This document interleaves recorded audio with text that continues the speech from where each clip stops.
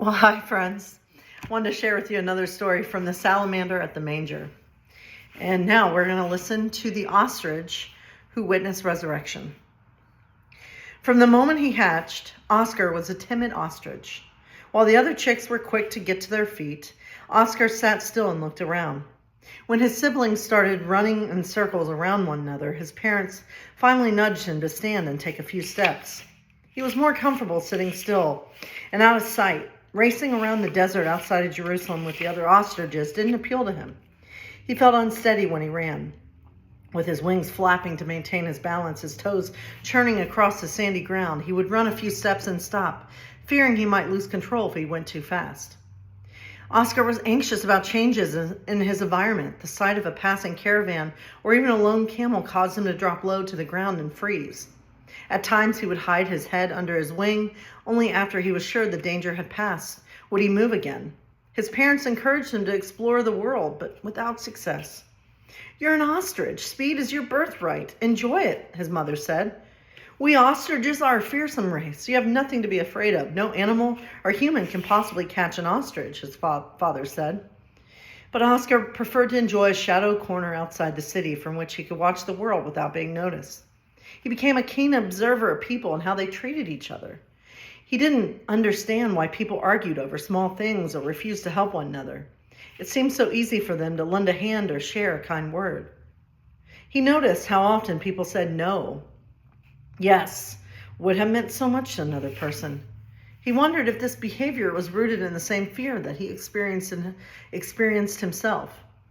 One beautiful day, the road leading into Jerusalem was surrounded by people shouting, "Hosanna," and they tossed cloaks and palm branches into the road, covering the ground with a soft layer of fabric and leaves. Traveling down the road was a man riding on a donkey.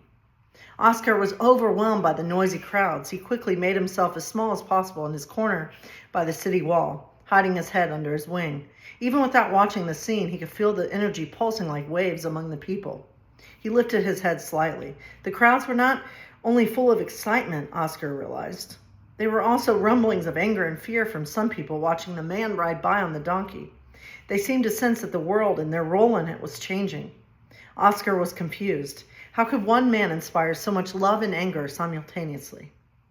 Oscar's curiosity about the man conflicted with his desire to hide from attention. Over the next few days, the ostrich followed the man at a distance, watching him closely. He noticed the man travel with a small group of men and women. Often they were talking intensely together. Sometimes they seemed to be arguing. Sometimes they laughed. Sometimes they sang. Once or twice, Oscar saw merchants and soldiers yelling angrily at the man and his companions who didn't respond. A few times people came to the man in tears asking for his help. Oscar noticed that the man always stopped, listened, and did what he could for them. One afternoon, the sky became unexpectedly dark, and Oscar heard people wailing with sadness on a hill outside Jerusalem. In the distance, he could see that the man had been lifted onto a cross and crucified. Oscar stayed still and hidden, finally moving when he realized the crowds had left and only 3 women continued to mourn on the hill. Several days later, probably 3 to be exact, after the crowds from the crucifixion had drifted away, Oscar took a quiet walk at dawn near a garden outside the city that he especially liked. The ostrich found himself being drawn toward a certain cave in the garden. In front of the cave, where a great stone had been rolled away, stood a cow with a crooked horn and a unicorn whose horn glowed in the sunlight. Seeing the 2 animals, Oscar instinctively looked for a place to hide. "It's all right," the unicorn said. "You have nothing to fear from us." "Stop hiding your head and stand up straight, you ridiculous beast," the cow said, being friendly as ever. The unicorn sighed heavily at the cow. After all these years of knowing each other, she still needed his prodding to show kindness to strangers. Oscar lifted his head slowly. "Who are you and why are you here?" "Well," the cow said, "this man who died on the cross was born in my stable.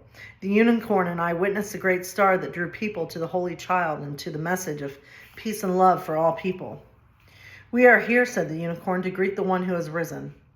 A voice from behind the ostrich spoke. "Ostrich, you have allowed fear to stand between you and the world. You have watched the world go by at a distance. But you've been created to be part of the world. You've been created to run and dance with joy in the world." Oscar turned and saw a man standing in the garden whose expression was full of love and compassion. The man smiled at the unicorn and gave the cow's head a gentle pat as she leaned against him. "It's time to let go of your fears. You and my friends, he said, nodding to the cow and unicorn. You've seen that anger and fear can't hold back the bright light of love. Go now and tell others what you have seen. The man turned and walked away toward the three women who were running to him, weeping with joy. The unicorn and the cow invited Oscar to join them as they traveled back to Bethlehem to share the good news with their friends at the stable. Oscar stepped forward, feeling for the first time that he had no reason to fear.